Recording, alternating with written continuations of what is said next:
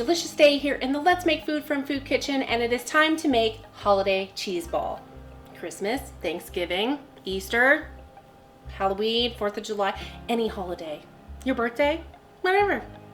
Cheese ball, it's delicious. Okay, I have 8 ounces of softened cream cheese. Get a good quality cream cheese if you can.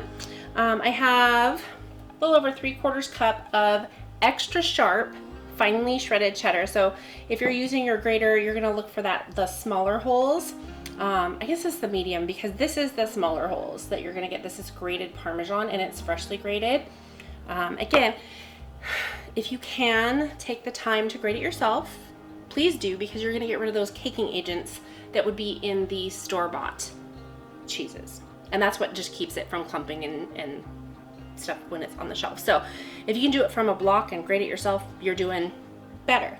So what I want to do, I have a couple more ingredients. This is onion powder and garlic powder, and I'm going to go ahead and just put those in the bowl, along with some shredded cheese and Parmesan cheese. We're just going to put all those in there. I'm making 3 different cheese balls, but the base is the same. The last thing I'm going to add for the base is my sour cream. Please look for a sour cream that doesn't have a bunch of added ingredients, carrageenan, thickeners, things like that. Daisy is one of the brands that doesn't have it.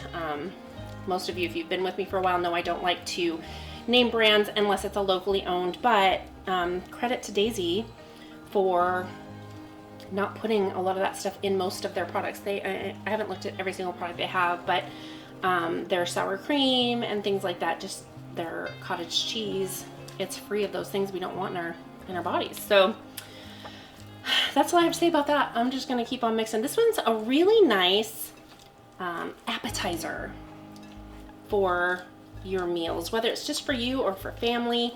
This is a small batch. I will make 3 small cheese balls. You can double this, triple it, whatever you need. I will have all the measurements down below, and the measurements down below is for this small batch. And all I have to do is take these ingredients that you saw me with and mix them together. Then we start separating it to make our 3 different cheese balls. Right now it's pretty soft and pliable, and what you do is make your balls and then put them in the fridge for a little bit. You can make this the day before fairly easily, and just take one less thing on your list the day of to do by making this the day before. And the garlic and the onion powder and any flavors that you have in it will absorb into the cheese, and it'll be tastier. So I encourage you to do it the day before if you can. Okay, this is good. I am just going to take a little tiny taste. All of my flavors are mild. There's a hint of onion, a hint of garlic. That's exactly what I want. So, step 1, I need to choose my spoon that I'm gonna make my ball with. I'm gonna put some gloves on my hands so I don't get cheese all over my hands, so I'll be right back.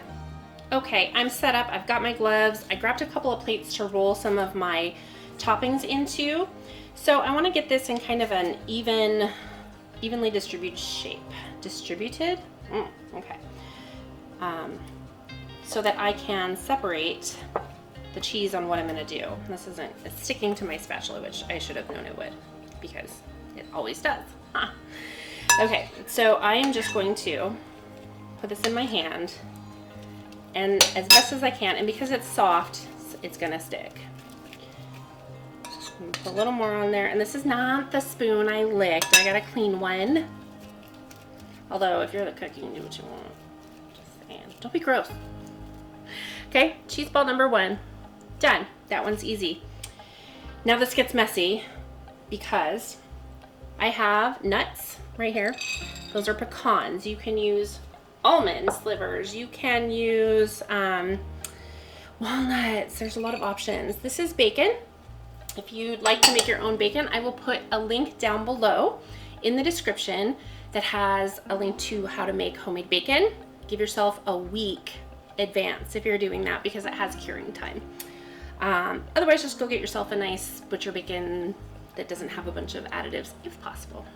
I feel like I say that all the time, probably because I do. So the next thing I want to do is make another cheese ball. This next one will have the pecans rolled onto it. So the first two are really simple. Plain for your food purists who don't like a bunch of stuff in their food, or like my children who go, oh, there's stuff on it, I don't want to eat that. Those of us with kids who are picky eaters can relate to what I'm saying. I just am going to take my ball and just start rolling it into the pecans until it is well coated. And that's all there is to this. And apparently I'm going to take some of those pecans and put them on my work table.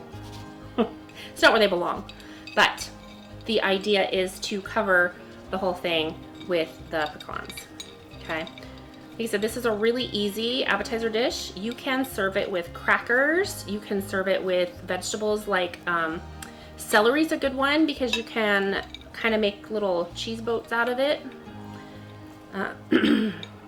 Whatever your favorite one is. I make homemade crackers. If you'd like a link to that, I will put that down below too. It's made out of my sourdough starter. So they're homemade sourdough crackers, which are delightful, and especially with something like this.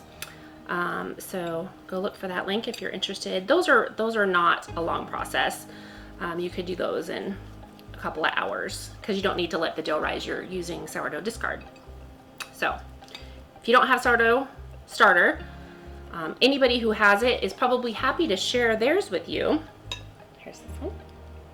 Because we have to feed our sourdough starter, and if we don't have a recipe planned, we just end up dumping it.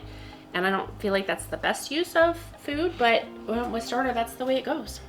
Okay, we are moving on to our last one, where I am going to put these green onions in here and mix it together. So the onions are going to be inside the cheese ball, and they are going to further flavor our cheese. And then I'm going to roll it in the bacon. There we go. Okay, I'm going to move this here. And this last one's a little harder to get everything off, so I'm going to switch to my spatula here.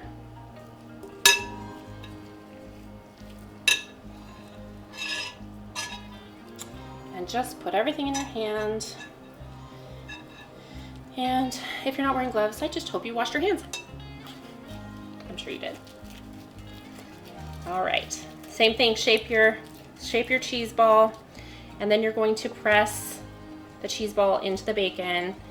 And the idea is once this sits in the fridge for a couple of hours, the bacon will stick to the cheese as people cut into it because it's hardened back up some.